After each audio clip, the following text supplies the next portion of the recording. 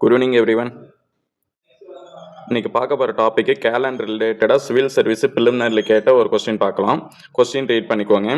The calendar for the year 2025 is same for 2025 வந்த calendar திரும்ப எப்போ வரும்னு சொல்லிட்டு கொஸ்டின் கேட்டிருக்காங்க. ரிப்பீட்டேஷன் ஆஃப்டர் இயர்ஸ்னு ஒரு ட்ரிக்ஸ் கொடுத்துருக்கேன் பாருங்க.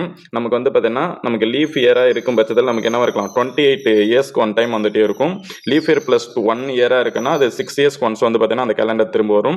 லீஃப் இயர் ப்ளஸ் 2ன்னு இருக்கும்போது 11 இயர்ஸ்க்கு ஒன் டைமும், லீஃப் இயர் ப்ளஸ் 3ன்னு இருக்கும்போது நமக்கு 11 இயர்ஸ்க்கு ஒன் டைமும் வரும்னு வச்சுக்கோங்களேன். இப்போ இந்த கொஸ்டின் நமக்கு பாருங்க, நமக்கு என்ன 2025 கொடுத்துருக்காங்க. இந்த கேலண்டர் பொறுத்த வரைக்கும் என்ன இருக்கலாம், லீஃப் இயர்ன்றது 2024 ப்ளஸ் 1ன்னு இருக்கு.